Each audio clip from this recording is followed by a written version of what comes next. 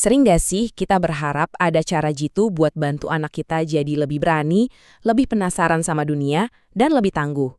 Nah, hari ini kita bakal bongkar ide-ide keren dari buku The Yes Brain, karya Dr. Daniel Siegel dan Dr. Tina Payne Bryson, yang ternyata nawarin cara-cara praktis buat mewujudkan itu semua. Kita semua pasti pernah ngalamin kan, momen-momen di mana anak kita tiba-tiba diam 1000 bahasa.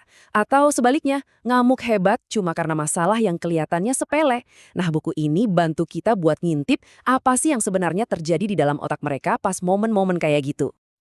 Kuncinya, menurut para penulis, adalah mengubah cara kita memandang momen-momen ini. Ini bukan soal anak yang bandel, tapi soal kondisi otak mereka. Tujuannya adalah gimana caranya kita bisa bantu mereka pindah dari kondisi otak no yang reaktif ke kondisi otak yes yang lebih terbuka dan mau belajar.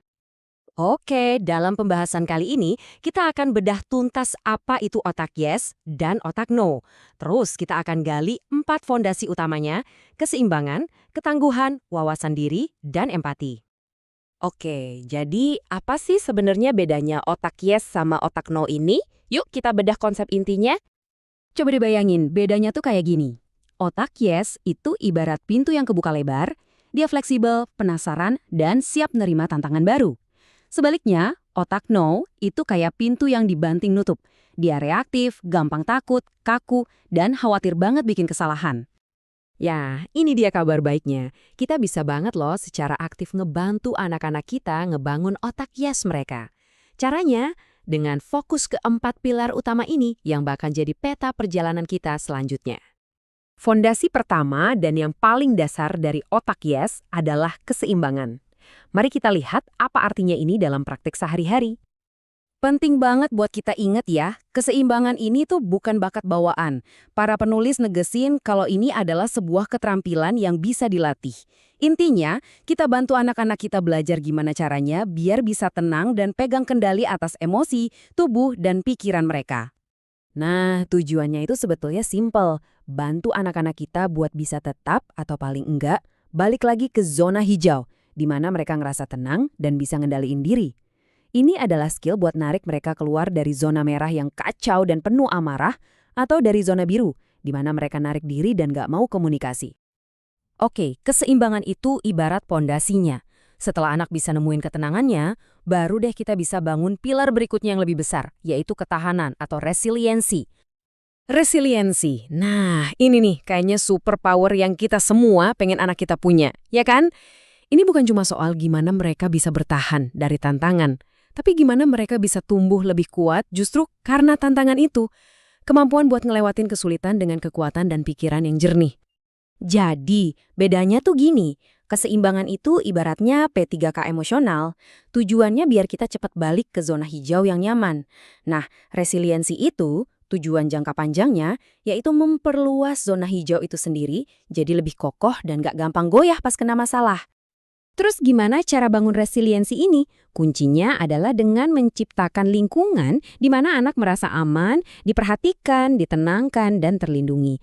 Saat mereka merasa punya rumah yang aman secara emosional, mereka jadi lebih berani buat menghadapi badai di luar sana. Inilah fondasi buat resiliensi yang sejati. Lanjut ya, setelah punya keseimbangan dan dasar ketahanan, pilar ketiga ini ngajarin anak buat melihat ke dalam diri. Ini semua tentang ngembangin wawasan atau kesadaran diri. Wawasan atau insight ini, bayangin aja kayak kita ngasih anak kita sebuah kompas internal. Ini adalah kemampuan buat ngaca, ngertiin diri sendiri, terus pakai pemahaman itu buat ngambil keputusan yang lebih baik. Salah satu elemen paling penting dari wawasan ini adalah ngajarin anak buat menciptakan jeda. Sebuah ruang kecil antara apa yang mereka rasain dan gimana mereka bereaksi. Di dalam jeda yang cuma sepersekian detik itulah, terletak kekuatan sejati buat memilih respons yang lebih bijak. Jeda inilah yang jadi tameng buat anak-anak biar nggak terjadi letusan gunung Merapi merah, yaitu momen ketika emosi meledak gitu aja tanpa dipikirin. Ini adalah skill buat berhenti sejenak sebelum semuanya meletus. Nah, setelah anak belajar ngatur dirinya sendiri, fondasi terakhir ini ngajak mereka buat terhubung sama orang lain. Ini adalah pilar empati yang ngebawa kita dari pola pikir aku menjadi kita. Empati itu lebih dari sekedar ngerasain apa yang orang lain rasain loh. Ini adalah kemampuan buat ngelihat dunia dari sudut pandang mereka. Dan yang paling penting, cukup peduli buat berbuat sesuatu. Ini adalah pergeseran pola pikir dari aku ke kita. Dan yang terpenting nih, sama seperti pilar-pilar lainnya, empati itu bukan sesuatu yang ada atau tidak ada. Ini tuh kayak otot yang bisa kita latih. Sebuah keterampilan yang bisa kita, sebagai orang tua, ajarkan dan perkuat setiap hari, lewat interaksi biasa. Caranya gimana? Nggak usah yang ribet-ribet. Kita bisa mulai dari hal-hal sederhana. Misalnya, dengan sering-sering pakai bahasa kepedulian di rumah, dan ngajak mereka buat mikirin perasaan orang lain di luar lingkaran keluarga dan teman dekat mereka. Jadi, kalau kita rangkum, keempat fondasi ini, keseimbangan, resiliensi, wawasan, dan empati, adalah resep jitu untuk menumbuhkan otak hias pada anak, biar mereka jadi pribadi yang berani, penuh rasa ingin tahu, dan tangguh. Nah, ini jadi bahan renungan buat kita semua ya.